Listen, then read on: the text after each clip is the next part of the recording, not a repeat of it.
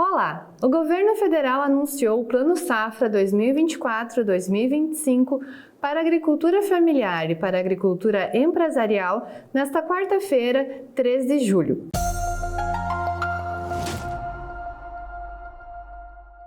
Para o Programa Nacional de Fortalecimento da Agricultura Familiar, o PRONAF, serão destinados 76 bilhões de reais. Esse valor é 6,2% superior ao valor do ano passado e também o maior da série histórica. Para a agricultura empresarial, serão mais de 400 bilhões de reais, valor que é 10% superior ao Plano Safra passado e também é o maior valor da história do programa. Na agricultura familiar, 10 linhas de crédito registraram redução nas taxas de juros. Já no plano empresarial, apenas uma linha, a Moder Frota Empresarial, teve redução na taxa de juros. Desde o anúncio, entidades do setor produtivo se posicionaram sobre o Plano Safra. Apesar do aumento no volume de recursos, as entidades ainda consideram que os valores não são suficientes e que as taxas de juros para o plano empresarial ainda são altas. A Confederação de Agricultura e Pecuária do Brasil, a CNA, havia solicitado um total de 570 bilhões de reais neste Plano Safra, considera que o volume anunciado de recursos é insuficiente. Além disso, Bruno Luque, que é diretor técnico da entidade, afirma que os produtores rurais estão descapitalizados e que a oferta de crédito privada está menor. A entidade também critica o volume de recursos para o seguro rural. A CNA havia solicitado 3 bilhões de reais para 2024 e aumento para 4 bilhões em 2025. O governo federal ainda não detalhou o total de recursos que serão destinados ao programa de subvenção ao prêmio do seguro rural. Vamos chegar a 1,1 bilhão de reais, que de certa forma não vai atender os produtores, e aí o produtor vai seguir exposto, como ocorreu aí nessa última safra, tendo muitos problemas aí com o clima, e aí tendo que discutir renegociação, perdendo aí a sua classificação com os bancos, tendo maior restrição na tomada do crédito. E o que esse conjunto de informações afeta na vida do produtor? Nós visualizamos que nesse momento, onde boa parte dos produtores começam a adquirir insumos para a próxima safra, isso começou praticamente no mês passado, em que pese teve uma redução de preços de fertilizantes, sementes, e de certa forma defensivos, nós tivemos um aumento significativo do dólar nessas últimas semanas. Então esse incremento no câmbio, ele pode impactar aumentando o custo de produção nesse segundo semestre, a depender de até quanto esse dólar vai aumentar. E nesse momento, onde você não vai ter uma oferta de crédito tão grande via o crédito rural oficial, e o produtor vai precisar buscar isso no mercado privado, ele pode estar pagando um crédito muito mais caro. Então, crédito mais caro, com câmbio impactando no custo de produção, isso de certa forma vai fazer o produtor repensar muito o pacote tecnológico ou ampliação e principalmente muito mais redução de área plantada para a próxima safra. O Portal Destaque Rural também ouviu o presidente da Cotrijal, Ney César Mânica, que destacou o volume de recursos que serão destinados em especial para o Rio Grande do Sul no âmbito do seguro rural. Esses valores, segundo o ministro da Agricultura e da Pecuária, Carlos Fávaro, passam de 360 milhões de reais. Nós acreditamos que esse anúncio, e o mais importante, que junto veio um anúncio de uma subvenção maior para o seguro agrícola, principalmente nós do Rio Grande do Sul, que sofremos nos últimos anos com estiagem e agora com muita enchente. Isso vai ajudar muito aos nossos produtores para dar uma cobertura às nossas atividades. Sabemos que o Plano Safra é um plano anual que todo ano é anunciado para dar suporte ao plantio de custeio e também para investimentos. Mas não podemos esquecer que o Rio Grande do Sul está em busca de aportes extraordinários para a equalização de todos os débitos e os passivos que o nosso produtor tem nos últimos anos, pedindo um prazo de 10 a 15 anos, com carência de 2 anos e com juros dentro do escopo do Plano Safra, para que possamos dar continuidade e a manutenção do homem do campo. Então, o Ministério da Agricultura, ele se comprometeu com toda a organização das cooperativas, FECOAGRO, Sistema Cooperativo, que a partir desse momento estarão trabalhando exclusivamente para buscar recursos para o Rio Grande do Sul atender os nossos produtores. A FARSUL, Federação de Agricultura do Estado do Rio Grande do Sul, ressalta que o valor divulgado para o Plano Safra do ano passado não foi atingido e que o valor controlado para o Plano Safra deste ano caiu 12% em relação ao plano anterior. Já em relação aos recursos para o Seguro Rural do Rio Grande do Sul, Antônio da Luz, que é economista-chefe da Farsul, também considera o percentual de subvenção positivo. Já a Federação dos Trabalhadores na Agricultura do Rio Grande do Sul, a FETAG, considera que há pontos positivos e negativos no plano anunciado.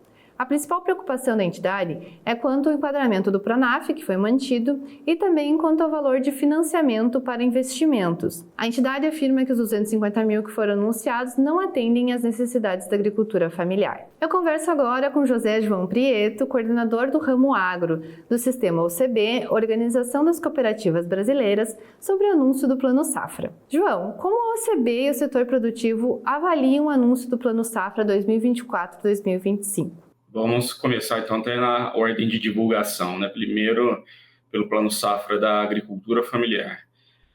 O Plano Safra da Agricultura Familiar foi o que obteve um maior volume de recursos destinado à equalização. Então, o Pronaf, especificamente, ele exige mais do Tesouro Nacional, porque ele tem umas taxas mais reduzidas, mas foi privilegiado em relação ao ciclo 24-25, e possibilitou que tivesse um aumento aí do montante total de recursos e, inclusive, dos recursos equalizados, né? Então, essa soma de fatores possibilitou aí que um volume maior atendesse o pequeno produtor rural e também com taxas diferenciadas de juros. Então, teve também uma queda dos juros praticados em relação ao ciclo que terminou agora recentemente.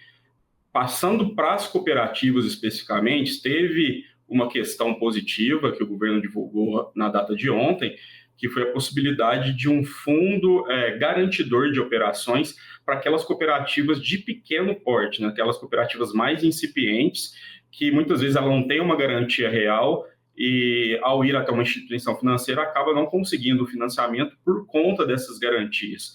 Com um fundo garantidor, tem uma expectativa aí que elas consigam, mesmo com uma atividade que não tenha uma garantia real a ser apresentada ali no momento da negociação junto à instituição financeira, mas que ela tenha esse suporte aí, possa então alçar aí as linhas de financiamento do Pronaf. Para nós aqui particularmente, teve um pleito prioritário que foi trabalhado junto com o governo federal nos últimos meses, aí com foco no Ministério do Desenvolvimento Agrário, principalmente, mas também envolvendo a área econômica do governo, que é o acesso das cooperativas que possuem 60% dos agricultores familiares em seu quadro de sócios. Nós tínhamos uma expectativa que esse grupo pudesse alçar aí as linhas de financiamento do Pronaf, mas ficou restrita apenas às cooperativas que possuem 75% ou mais desses agricultores familiares em seus quadros societários. Isso limita bastante aí o número de cooperativas que vão poder acessar o Pronaf. Nós estimamos que algo em torno de 45% das cooperativas da agricultura familiar vão ficar fora, sem essa possibilidade de 60% ou mais na participação que historicamente vinha ocorrido e no ciclo anterior foi possibilitado através de uma disposição transitória. Então, a partir dessa frustração, aí desse pleito, nós voltaremos aí a negociar junto ao Ministério do Desenvolvimento Agrário, junto à área econômica do governo, no intuito que esse público que ficou aleijado aí da política agrícola possa voltar aí a acessar as políticas do Pronaf. Agora, voltando aí um pouco a atenção para a divulgação do mapa, né, que ocorreu ontem no período da tarde, existia uma expectativa de um volume de recursos mais amplo e, principalmente, de taxas de juros reduzidas em relação ao ciclo anterior, né? Então, a solicitação que nós fizemos inicialmente ao governo era de uma ampliação mais robusta aí desse volume de recursos e uma redução de taxa de juros aí na ordem de 2,5% ao que havia sido praticado no Plano Safra anterior. Mas, basicamente, em todas as linhas aí houve uma manutenção, com a exceção de uma linha específica do Moder Frota, que teve uma redução de 1 ponto percentual. Isso vai exigir aí do produtor rural, das cooperativas agropecuárias em todo o país, que façam uma recalibragem em seus planejamentos, porque realmente havia uma expectativa de uma taxa de juros um pouco menor a que estava sendo praticada até o encerramento desse último ciclo. Mas vale ressaltarmos alguns esforços que foram feitos também pelo governo, principalmente no caso aí do Ministério da Agricultura, para o PCA, que é o Programa de Construção de Armazéns. Esse é um pleito extremamente prioritário para a nossa base, para o agro como um todo, né? Nós vivemos atualmente no país uma defasagem em relação à capacidade de armazenamento dos produtos agropecuários, especificamente grãos. Então, nós solicitamos uma alteração no regramento do programa, porque até o ciclo anterior havia uma limitação de um teto de tomada de financiamento de 50 milhões de reais. E como as cooperativas elas internalizam toda a demanda do quadro social, esse volume era muito pequeno. Então, nós solicitamos aí uma ampliação para 200 milhões de reais para as cooperativas, e esse pleito foi atendido. Então, para o programa específico, que teve uma majoração em torno de 16%, 17% em relação ao ciclo anterior, as cooperativas vão ter aí essa oportunidade de acessar esse novo teto. Mas como eu havia mencionado, né, vai ter que ter todo um planejamento aí específico, recalibrando aí com essa nova condições de juros que foi colocada no Plano Safra atual. Em relação ao volume de recursos, vocês consideram que esse volume anunciado pelo governo será suficiente neste Plano Safra? Existe todo um contexto atual, né, que o setor agropecuário vem passando, principalmente em questões de redução aí das margens do produtor rural e, consequentemente, das cooperativas, né? A gente está num ambiente de risco de mercado e risco climático, né, como aí no Rio Grande do Sul, essa tragédia que aconteceu recentemente acaba precificando para cima aí as operações junto às instituições financeiras. O crédito rural ele acaba ficando mais caro por conta desse risco, um risco de mercado como um todo também, balizando aí a alteração nos volumes de preços das principais commodities, que teve uma redução ao que vinha sendo praticado nos últimos anos. Isso aperta a margem ali do produtor rural, de quem tem aí o manejo vinculado a esse tipo de commodity. Então, todo esse cenário ele fica mais desafiador para o produtor rural e suas cooperativas irem no mercado privado, fazerem uma negociação junto a essas instituições financeiras e esses outros agentes privados, né? Então, havia uma expectativa de um volume mais robusto, que era a nossa solicitação, foi na ordem de 560 milhões de reais, somando a agricultura vinculada ao Ministério da Agricultura e também a agricultura familiar.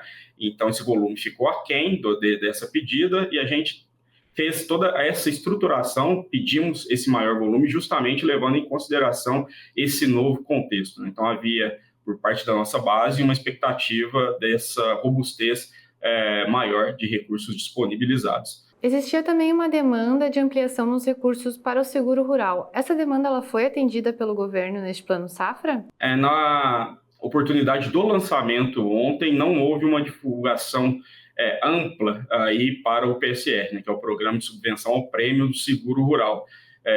O setor tinha uma expectativa que viesse uma sinalização de montante específico aí para o seguro, né? Nós solicitamos um seguro de 3 bilhões de reais, um orçamento aí de 3 bilhões de reais para fazer frente à necessidade do PSR. Não houve nenhuma sinalização de montante durante as falas e nem nos documentos que nós tivemos acesso, com exceção a uma sinalização aí para o estado do Rio Grande do Sul, onde houve um adicional pela situação atual enfrentada pelo setor produtivo de 210 milhões de reais para suportar aí a condição atual que o setor produtivo vem enfrentado com essas últimas ocorrências, não só a ocorrência das enchentes nesse ano, mas também dos últimos anos, né, que foi extremamente afetado por secas e outros adventos climáticos danosos. Então, foi muito bem-vindo para o Rio Grande do Sul esse adicional, mas de forma ampla para o PSR em nível nacional não houve nenhuma sinalização. A partir de agora, quais devem ser os pontos de atenção tanto para produtores rurais quanto para as cooperativas ao aderirem às linhas de crédito relacionadas ao Plano Safra? Dada essa nova condição aí em relação a esses montantes, em relação às taxas de juros, as cooperativas agropecuárias elas vão internalizar os seus planejamentos aí, tanto de curto, médio e longo prazo, para precificar essas operações, reavaliar aí possíveis estruturações de empreendimentos de investimento, seja a agroindústria, seja armazéns. Então, existe, após todo anúncio aí de Plano Safra, uma recalibragem nesses planejamentos. Existe uma expectativa, sempre que é divulgado um Plano Safra, para ver o que tem ali dentro do Plano Safra de recursos a taxas livres e o que tem a taxas controladas e taxas equalizadas. Então, boa parte aí do montante total divulgado pelo Ministério da Agricultura está focado nesses recursos a taxas livres, diferente do Plano Safra do Ministério do Desenvolvimento Agrário e Agricultura Familiar, que obrigatoriamente pelas taxas praticadas e pelo atendimento específico tem que estar dentro dos controlados e com equalização em sua maior parte. Então, é um exercício pós-Plano Safra que é feito por cada uma das cooperativas para balizar aí de acordo com o que foi possível divulgar pelo governo federal. Existe toda uma questão de restrição fiscal, de restrição orçamentária, existe um debate muito grande em Brasília, dentro do governo federal, de equilíbrio de contas. Isso acaba refletindo aí na divulgação do Plano Safra. Então, há algumas expectativas que foram criadas e refletiram nas nossas propostas, acabam precisando, ao longo do tempo, ser reajustadas aí de alguma forma. Então, além dessa programação específica e desse recálculo, dessa recalibragem por parte das cooperativas, nós também aqui, enquanto sistema de representação das cooperativas, estamos terminando aqui um apanhado mais apurado de tudo que foi divulgado, das resoluções do Conselho Monetário Nacional que traçam as regras aí do Plano Safra, para que possamos adicionalmente também voltar à mesa de negociações aí com o governo, né? O Ministério da Agricultura sempre foi um grande parceiro, a equipe técnica do Ministério sempre foi muito receptiva aos nossos pleitos, sempre dialogou de forma franca. Então isso não se encerra com a divulgação aí do Plano Safra. Da mesma forma com o Ministério do Desenvolvimento Agrário, nós vamos voltar à mesa com eles para rediscutir essa questão do enquadramento das cooperativas da agricultura familiar. Então o nosso trabalho aqui ele não se encerra com a divulgação do Plano Safra, né? Então os pontos que são possíveis aí de reversão ou de uma recalibração também entram agora na nossa pauta, para que, ao mesmo tempo ali que a nossa base de produtores rurais cooperados e cooperativas estão fazendo os seus planejamentos de financiamento, nós aqui também buscamos melhorar sempre esse ambiente da política pública. Eu agradeço a José Prieto, coordenador do ramo agro do Sistema OCB, por conversar conosco. Nós seguimos a cobertura do Plano Safra e da repercussão no portal destaquerural.com.br.